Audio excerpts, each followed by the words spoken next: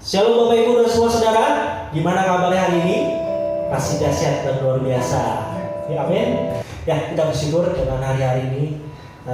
Sebelum itu kita berdoa dulu. Tuhan, terima kasih Bapak untuk hari ini Tuhan, untuk segala kebaikan-Mu ya Bapak. Kau masih memberi kami kesempatan Tuhan untuk beribadah Tuhan untuk hari ini Bapak.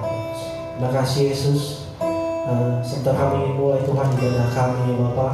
Memberkati kami Tuhan. Ucapkan syukur Tuhan untuk mujizat kami Tuhan. Ucap syukur haleluya. Amin.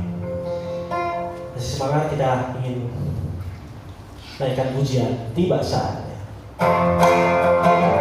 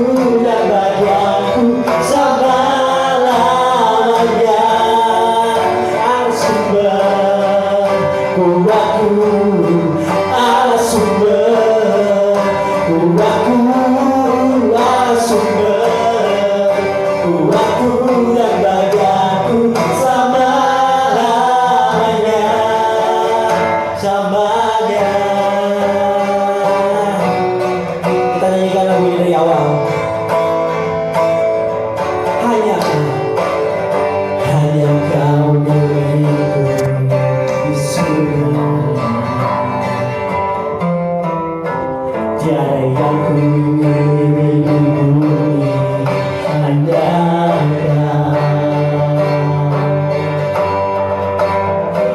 tak kuandalkan kekuatanmu, namun yang pasti kau tetap selamanya Allah sumber kuatku, Allah sumber kuatku, Allah sumber kuatku, dan bagi aku selamanya Allah sumber kuatku, Allah sumber kuatku, Allah sumber kuatku, dan bagi aku selamanya, selamanya,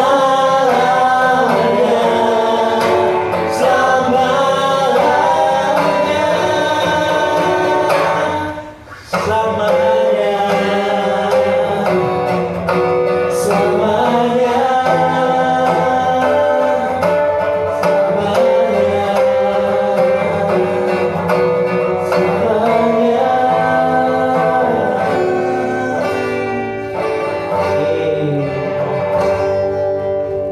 ya, kita ingin lanjut lagi untuk memuji dan menyembah Tuhan untuk hari ini. Kita ingin juga mendengarkan firman Tuhan. Terima kasih Tuhan, terima kasih Yesus. Kau mujizat kami Tuhan, Kau kuasa kami Tuhan, hanya Engkau Tuhan untuk kami Tuhan. Terima kasih Tuhan.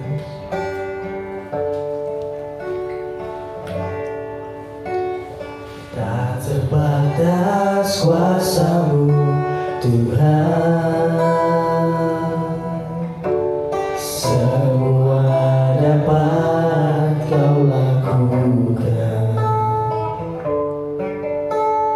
Apa yang kelihatan mustahil bagiku, itu sangat mungkin bagimu.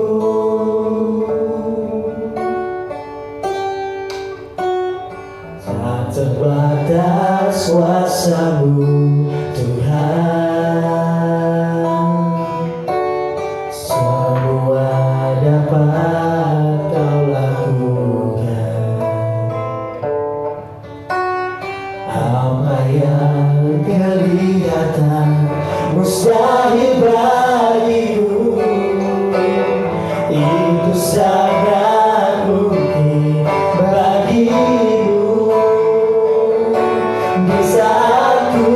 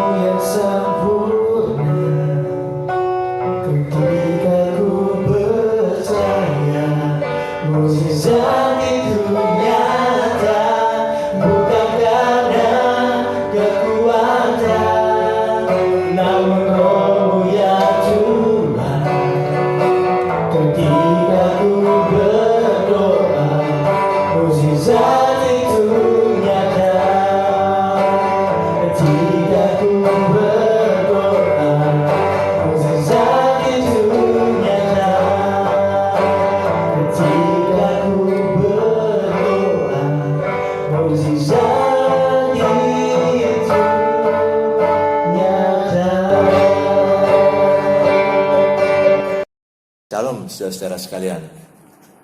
Situasi yang kita alami saat ini memang situasi yang tidak pernah kita alami sebelumnya. Situasi di mana kita 2 minggu berada dalam rumah. Bahkan informasi yang kita dengar dari media-media bahwa ini bisa saja jadi panjang. Jadi bagi kita saat ini, kita harus percaya bahwa Tuhan turut bekerja dalam segala sesuatu untuk mendatangkan kebaikan bagi mereka yang mengasihi Dia. Roma 8 ayat 28. Saudara, mari kita belajar dari pengalaman-pengalaman hidup kita. Kita juga belajar bagaimana cara Tuhan menolong kita dari hari ke hari.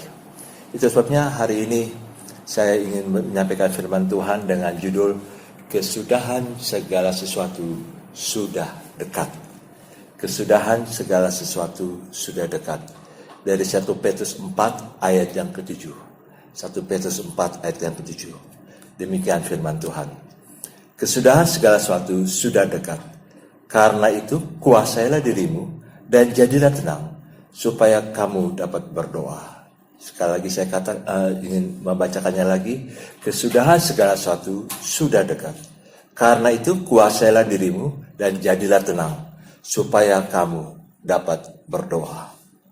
Situasi yang kita alami saat ini itu situasi yang dialami oleh 191 negara di dunia ini.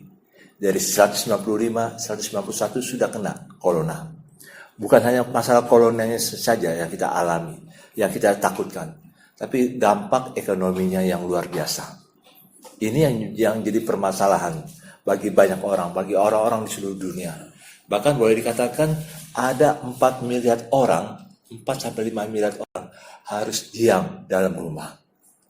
Ini sesuatu yang tidak mudah, yang tidak menyenangkan. Dan kita tidak tahu ini sampai kapan. Kalau dari pengalaman masyarakat Wuhan yang di China, itu mereka sampai 3 bulan normal lagi aktivitas mereka. Mari kita belajar, apapun yang terjadi saat ini, berapa lama yang kita harus alami, kita harus percaya kesudahan segala sesuatu sudah dekat. Sebabnya kita imani firman Tuhan ini. Jadilah tenang, kuasailah dirimu, dan tetap berdoa. Situasi apapun yang kita alami, bahkan saat ini yang lebih mengkhawatirkan, para pengusaha mereka juga berpikir bagaimana usahanya bisa tetap survive dalam situasi seperti ini. Tapi para karyawan, para pekerja juga berpikir sambil berdoa, Tuhan jangan sampai dipotong gajinya. Ini situasi-situasi yang dialami oleh banyak orang saat ini. Tapi bagi kita, orang-orang yang percaya kepada Tuhan, kita harus tahu bahwa segala sesuatu sudah dekat. Kesudahan segala sesuatu sudah dekat. Sebabnya mari kita terus berdoa, saudara. Kita harus menguasai diri kita untuk berdoa kepada Tuhan, supaya kalau bisa, wabah corona ini, pandemi corona ini diangkat. Karena ini sudah tercatat 22.000 orang mati. 22.000 orang mati paling sedikit. Dan sesuatu yang sangat mengerikan. Apakah ini harus bertambah? Di Indonesia baru ada 78. Apakah ini harus bertambah lagi? Ini sesuatu yang kita tidak tahu. Terus terang sih kalau kita lihat dari angka kematian, memang sepertinya Indonesia ini belum terlalu siap dengan wabah corona ini. Tapi kita berdoa supaya kita minta belas kasihan Tuhan, minta pengampunan Tuhan, supaya Tuhan mengampuni bangsa-bangsa. Tuhan ampuni kita semua, Tuhan ampuni umat manusia. Mungkin dengan pengalaman-pengalaman seperti ini, kita jadi belajar, semua jadi belajar. Ada apa ini? Sebenarnya kalau dari dalam Alkitab, saudara, dalam Alkitab, dalam kitab Wahyu, pengalaman ini adalah gambaran yang akan lebih berat lagi yang akan datang. Ini baru corona. Tapi kalau kita belajar dari Alkitab, saudara, seperti bangsa Israel waktu di Mesir, ada 10 tulah. 4 tulah, semua orang yang di Mesir kena, termasuk bangsa Israel. Tapi tulah ke-5 sampai tulah ke-10, bangsa Israel tidak kena. Tapi corona saat ini kita lihat, semua kena. Ada pendeta juga yang mati. Kita menyedihkan hati kita. Ada banyak orang kaya, pejabat pun juga mati. Bahkan Pangeran Charles aja yang betul-betul terjaga dalam kerajaan Inggris juga kena. Ini apa gambarannya, saudara? Gambarannya bahwa setiap orang bisa kena dengan corona ini. Tapi bagi kita yang percaya pada Tuhan, kita jangan berpikir, untung saya nggak kena. Enggak, kita harus berdoa supaya Tuhan mengangkat ini, supaya Tuhan mengangkat wabah corona ini. Hanya Tuhan. Kita tahu bahwa ini nggak lama sebenarnya corona ini, tapi dari hari ke hari itu yang menjadi pertanyaan kita, sampai kapan? Tapi kita harus sepakat hati sama-sama. Kebetulan kita juga dikasih kesempatan untuk banyak tinggal di rumah, banyak berdoa, minta pengampunan Tuhan, minta belas kasihan Tuhan untuk setiap manusia yang ada di muka bumi ini. Kita juga berdoa untuk pemerintah kita. Tadi sudah disinggung. Terus terang memang belum terlalu siap. Tapi kita berdoa supaya Tuhan tolong. Supaya yang mati tidak bertambah. Yang sakit, saya tidak tahu sampai berapa banyak lagi yang harus sakit. Tapi kita berdoa supaya Tuhan tolong. Tuhan tolong. Karena ini sesuatu yang bukan, ini di luar kekuasaan kita. Di luar kekuasaan kita. Tapi kita harus tahu bahwa kesudahan segala sesuatu sudah dekat. Itu yang harus kita imani. Bahwa kesudahan wabah corona ini sudah dekat.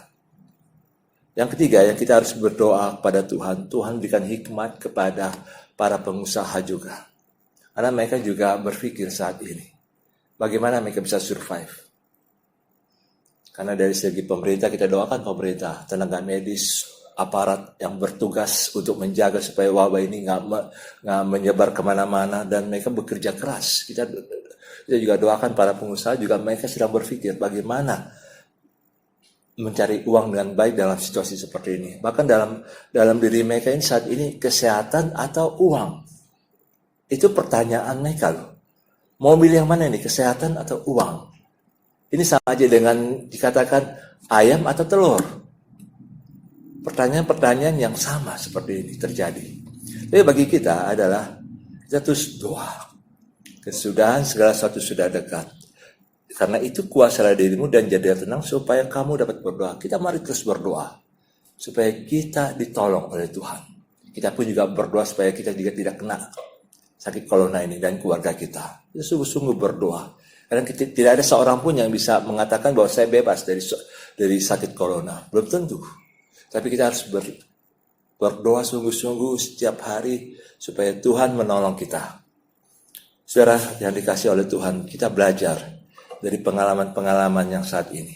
Dan maksudnya, hal yang pertama yang kita harus untuk bagaimana supaya kita bisa tahu bahwa Tuhan mau kita bisa tenang dan kita bisa berdoa, kita selalu ingat akan kebaikan-kebaikan Tuhan. Ini hal yang pertama, saudara. Selalu ingat akan kebaikan-kebaikan Tuhan. Setiap hari kita dibombardir dengan berita-berita tentang corona. Memang kita harus perhatikan bagaimana cara mengantisipasi, bagaimana cara menjaga diri. Tapi kita harus ingat akan kebaikan-kebaikan Tuhan. Mari kita buka firman Tuhan dari Mazmur 105 ayat yang kelima. Mazmur 105 ayat yang kelima. Firman Tuhan berbunyi demikian. Ingatlah perbuatan-perbuatan ajaib yang dilakukannya, mujizat-mujizatnya, dan penghukuman-penghukuman yang diucapkannya. Contohnya untuk supaya kita bisa menguasai diri dan jadi tenang, kita harus mengingat kembali segala kebaikan Tuhan. Mungkin puluhan tahun yang lalu, mungkin baru tahun lalu, mungkin juga baru bulan lalu, mungkin juga baru kemarin, mungkin juga baru pagi tadi. Ingat selalu kebaikan-kebaikan Tuhan. Dan kalau kita ingat kebaikan-kebaikan Tuhan, walaupun pada saat kita lagi ingat kebaikan Tuhan, mungkin juga kita masih ada khawatir. Waduh, ini jangan-jangan saya kena ya. Aduh, jangan-jangan ini bagaimana nih hari esok. Saya ingin mengajak kita. Mari kita sama-sama mengajak jiwa kita. Yang lagi galau, yang lagi khawatir, yang lagi ada semacam ketakutan, yang lagi ada kecemasan. Mari kita mengajak jiwa kita untuk memuji Tuhan. Dan jangan lupakan segala kebaikan Tuhan. Ini yang tertulis dalam Mazmur 103 ayat yang kedua. Mazmur 103 ayat yang kedua berbunyi demikian. Pujilah Tuhan hai jiwaku, dan janganlah lupakan segala kebaikannya. Pemazmur mengatakan, pujilah Tuhan hai jiwaku, engkau harus memuji Tuhan, dan jangan lupakan segala kebaikannya. Jadi segala kebaikannya jangan pernah dilupakan. Mazmur 177 ayat 12. Aku hendak mengingat perbuatan-perbuatan Tuhan. Ya, aku hendak mengingat keajaiban-keajaiban-Mu dari zaman purbakala.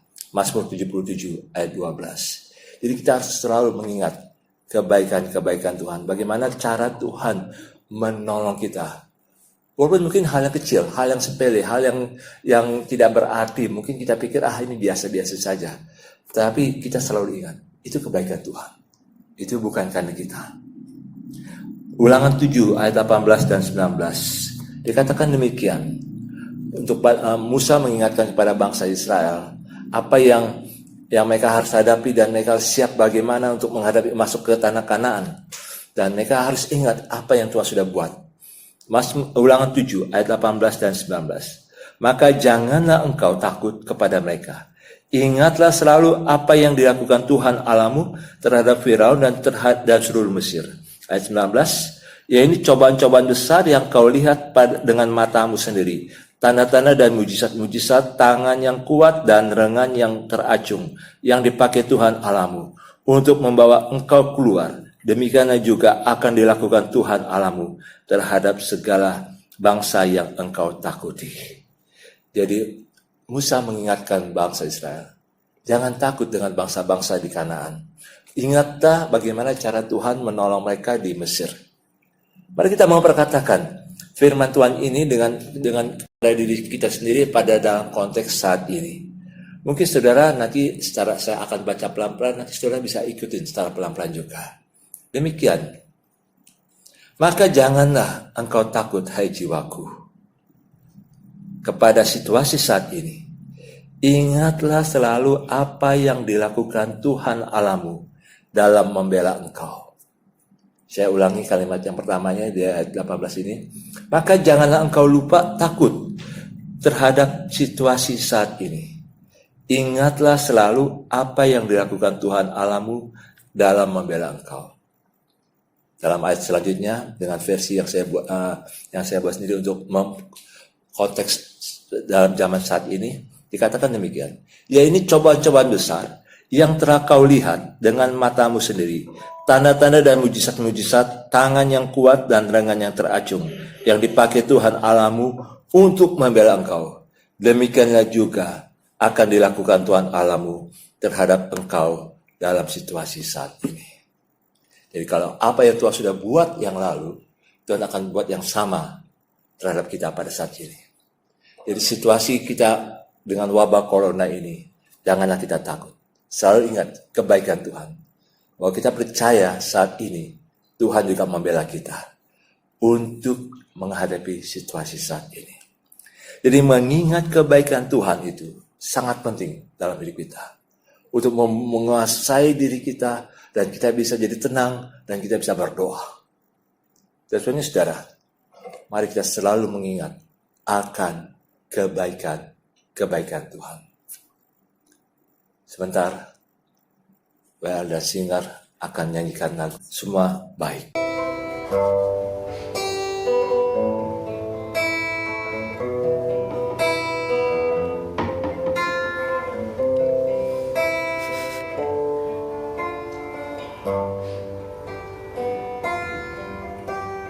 Dari semula telah kau tetapkan hidupku dalam tanganmu, dalam rencanamu Tuhan.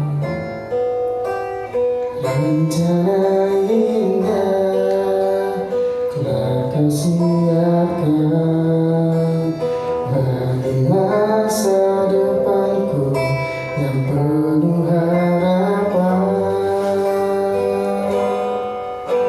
Semua baik, semua baik. Apa yang telah kau perbuat di dalam hidupku,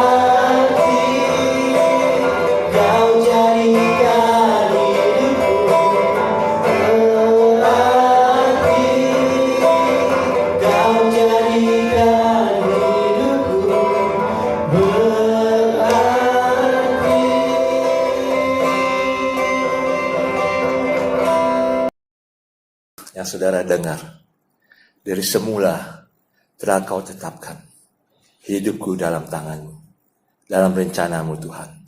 Rencana indah telah kau tetapkan bagi masa depanku yang penuh harapan. Jadi situasi yang saat ini kita hadapi, kita harus tahu ini ada penetapan Tuhan. Dan hidup kita ada dalam tangan Tuhan. Ada dalam rencana Tuhan. Rencana indah yang telah Tuhan tetapkan dalam hidup kita. Kita tahu situasi apapun yang kita alami, semua baik. Semua baik apa yang telah Tuhan perbuat dalam hidup kita. Saudara jangan bingung dengan, wah saya udah susah, tambah seperti ini lagi, saya tambah susah lagi. Percayalah, semua baik. Tuhan tidak pernah merencanakan hal-hal yang jahat bagi orang-orang yang berseru, berharap kepada Dia. Jadi saudara, jangan pernah padamkan iman, pengharapan, dan kasih kita. Itu modal kekuatan yang besar dalam hidup kita. Kalau kita punya iman, pengharapan, dan kasih. Yang kedua, yang kita lihat belajar di sini, saudara. Tadi kita lihat bagaimana kita mengingat akan kebaikan-kebaikan Tuhan. Yang kedua, kita hidup dalam perjanjian kekal dengan Tuhan. Itu yang menjamin kita mempunyai masa depan. Dalam Amsal 24 ayat 14, demikian bunyinya. Amsal 24 ayat 14. Ketahuilah, demikian hikmat untuk jiwamu. Jika engkau mendapatnya, maka ada masa depan dan harapanmu tidak akan hilang. Ketahuilah demikian hikmat untuk jiwamu. Jika engkau mendapatnya, maka ada masa depan dan harapanmu tidak akan hilang. Saudara, dalam Amsal, kalau kata hikmat, itu sudah dipribadikan dengan pribadi Yesus. Kalau di pasal-pasal di bawah pasal 9 itu, bagaimana pribadi Yesus sebagai hikmat, dan dia mengungkapkan supaya para pendengarnya, para pembaca Amsal itu mendengar suaranya. Di 1 Korintus itu dikatakan oleh firman Tuhan, Yesus adalah hikmat Allah. Jadi kalau kita dapatkan hikmat dalam jiwa kita, maka dijamin dalam firman Tuhan ini, maka ada masa depan. Jika engkau mendapatnya, maka ada masa depan dan harapanmu tidak akan hilang. Artinya jika kita mendapatkan Yesus, ada masa depan dan harapan kita tidak hilang. Mungkin kita boleh mengalami bagaimana harapan kita tertunda dan kita kecewa. Tapi saya ingin beritahu, kalau kita memiliki Yesus, kita punya masa depan dan harapan kita yang sebenarnya tidak akan hilang. Jadi saudara, kita bersyukur punya Yesus. Kita bersyukur memiliki Yesus. Yesus adalah segala-galanya. Yesus yang menjamin hidup kita. Yesus yang membuat bagaimana kita boleh ditebus oleh Yesus. Kita milik Yesus. Kita sudah ditebus oleh Yesus. Makanya gereja ini namanya GB Mercy. Mercy Mangga Besar Redemption Church.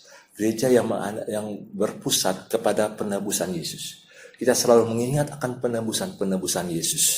Dan kita tahu, saya sudah berulang kali, redemption itu dari kepanjangan reaching out, menjangkau orang-orang di sekitar kita. Discipleship, memuridkan, bagaimana kita dimuridkan dan memuridkan orang juga. Empowering, kita memberdayakan orang-orang terdekat dengan kita, agar kita bisa berkarya lebih baik lagi. Dan yang terakhir ada creation, berkarya. Ini yang mendorong kita untuk berkarya.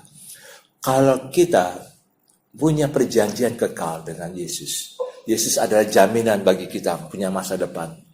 Jangan pernah berhenti berkarya. Kalau kita tahu bahwa kita adalah orang-orang yang ditebus oleh Yesus, jangan pernah berhenti untuk berkarya. Apalagi situasi seperti ini, saudara. Situasi seperti ini, kita harus diam di rumah. Kita pikir kita nggak bisa buat apa-apa. Tidak. Kita bisa berkembang, kita bisa tenang untuk berpikir apa yang harus kita buat. Apalagi situasi-situasi seperti ini yang membuat kita, apa sih yang saya bisa buat? Hal-hal yang kecil, hal-hal yang sederhana. Mungkin bagi kita, ini terlalu kecil, ini nggak terlalu berarti. Tapi saya ingin beritahu, saudara, jangan rendahkan, jangan matikan ide-ide yang Tuhan berikan bagi kita sekalian.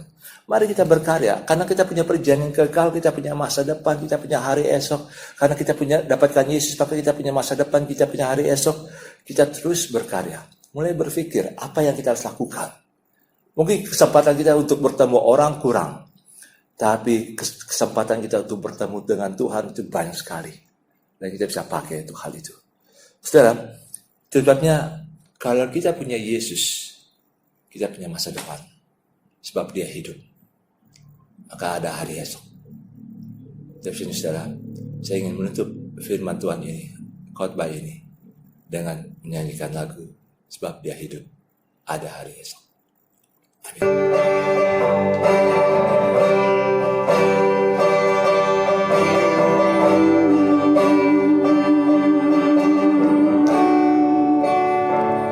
Anak Allah, Yesus namanya, menyembuhkan, menyucikan, bahkan mati, tebus dosaku, kubur kosong membuktikan dia hidup, sebab dia hidup, ada hari esok, sebab dia hidup, ku tak gentar, karena ku tahu dia pegang hari esok, hidup jadi berarti sebab dia hidup.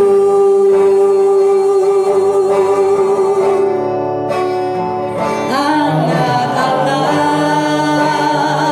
Yesus namanya, menyembuhkan, menyucikan, bahkan mati, tebus dosaku, kubur kosong membuktikan dia hidup, sebab dia hidup, ada hari esok, sebab dia hidup, ku tak gentar,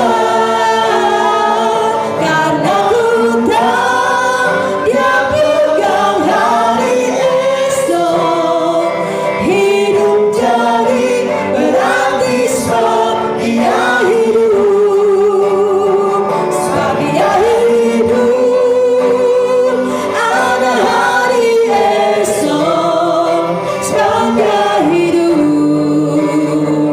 ku tak gentar, sebab aku tahu dia pegang hari esok, hidup jadi berarti sebab dia hidup, hidup jadi berarti sebab dia hidup, hidup jadi berarti sebab dia hidup.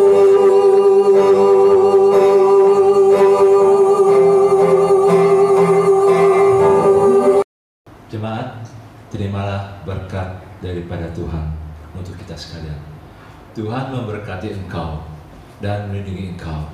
Tuhan menyinari engkau dengan wajah-Nya dan memberi engkau kasih karunia yang berlimpah-limpah. Tuhan mengharapkan wajah-Nya kepadamu dan memberi engkau damai sejahtera yang tidak pernah kering dalam hidupmu, mulai dari sekarang sampai selama-lamanya. Amin.